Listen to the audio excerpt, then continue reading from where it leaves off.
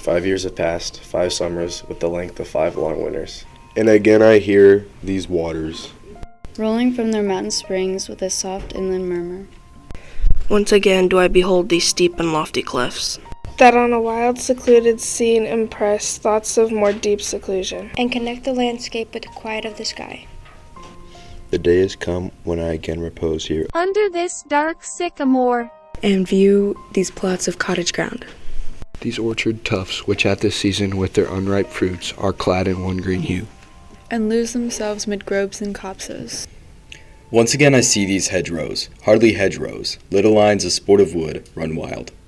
These pastoral farms, green to the very door, and wreaths of smoke sent up in silence from among the trees. With some uncertain notice, as might seem of vagrant dwellers in the houseless woods, or of some hermit's cave, where by his fire the hermit sits alone. These beauteous forms through a long absence have not been to me as is a landscape to a blind man's eye, but oft in lonely rooms and mid the din of towns and cities. I have owed to them in hours of weariness sensations sweet, felt in the blood and felt along the heart, and passing even into my pure mind with tranquil restoration. Feelings, too, of unremembered pleasure, such perhaps as have no slight or trivial influence on that best portion of a good man's life, his little nameless, unremembered acts of kindness and of love.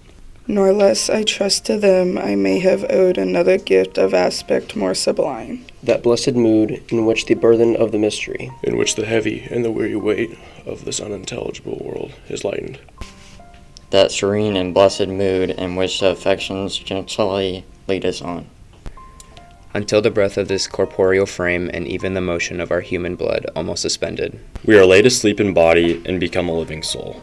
While with an eye made quiet by the power of harmony and the deep power of joy, we see into the life of things. If this be but a vain belief, yet oh, how oft, in darkness and amid the many shapes of joyless daylight, when the fretful stir unprofitable in the favor of the world have hung upon the beatings of my heart. How oft in spirit have I turned to thee, O Sylvan, why? Thou wanderer through the woods, how often has my spirit turned to thee? And now with gleams of half-extinguished thought, with many recognitions dim and faint, and somewhat of a sad perplexity, the picture of the mind revives again. While here I stand, not only with the sense of present pleasure, but with pleasing thoughts that in this moment there is life and food for future years.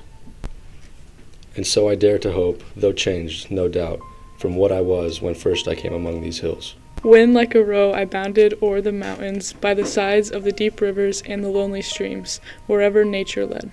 More like a man flying from something that he dreads, than one who sought the thing he loved.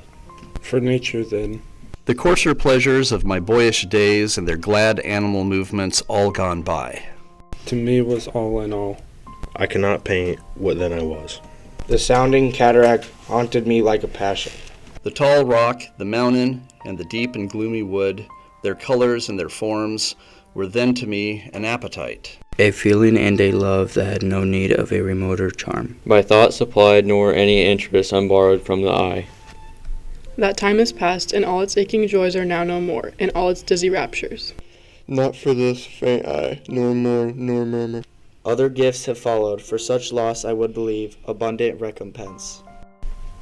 For I have learned to look on nature not as in the hour of thoughtless youth, but hearing oftentimes the still sad music of humanity. Nor harsh nor grating, though of ample power to chasten and subdue. And I have felt a presence that disturbs me with the joy of elevated thoughts. A sense sublime of something far more deeply interfused, whose dwelling is the light of setting suns, in the round ocean, in the living air, in the blue sky, and in the mind of man. A motion and a spirit that impels all thinking things, all objects of all thought, and rolls through all things. Therefore am I still a lover of the meadows and the woods and mountains, and of all that we behold from this green earth, of all the mighty world of eye and ear, both what they half create and what perceive. Will please to recognize in nature and the language of the sense the anchor of my purest thoughts, the nurse, the guide, the guardian of my heart and soul of my moral being. Nor perchance, if I were not thus taught, should I the more suffer my genial spirits to decay. For thou art with me here upon the banks of this fair river. Thou, my dearest friend, my dear, dear friend. And in thy voice I catch the language of my former heart, and read my former pleasures in the shooting lights of thy wild eyes. Oh, yet a little while may I behold in thee what I was once, my dear, dear sister. And this prayer I make, knowing that nature never did betray the heart that loved her. 'Tis her privilege through all the years of this our life to lead from joy to joy. For she can so inform the mind that is within us, so impress with quietness and beauty, and so feed with lofty thoughts that neither evil tongues, rash judgments, nor sneers from selfish men, nor greetings where no kindness is, nor all the dreary intercourse of daily life shall e'er prevail against us. Our disturbed or cheerful fate, that all which we behold is full of blessings. Therefore let the moon shine on thee in thy solitary walk, and let the misty mountain winds be free to blow against thee. And in after years, when these wild ecstasies shall be matured into a sober pleasure, when thy mind shall be a mansion for all lovely forms, thy memory be as a dwelling place for all sweet sounds and harmonies, O then, if solitude or fear or pain or grief should be thy portion, with what healing thoughts of tender joy wilt thou remember me? And these my exhortations. Nor perchance, if I should be where I no more can hear thy voice, nor catch from thy wild eyes these gleams of past existence. Wilt thou then forget that on the banks of this delightful stream we stood together? And that I, so long a worshipper of nature, hither came unwearied in that service. Rather say with warmer love. Oh, with far deeper zeal of holier love.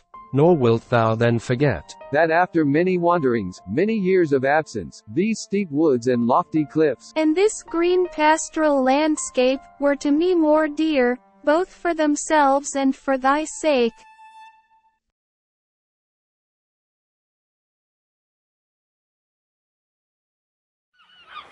Har ni gadi för mig, hè? Siordron, kapitein! Nog gjorde jag dat. Siordron, kapitein!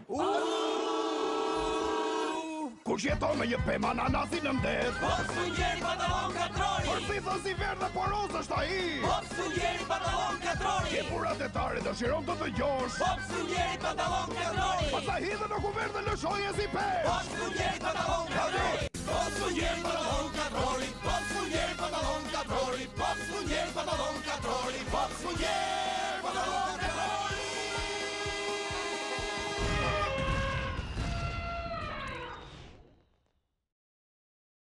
Let chaos reign!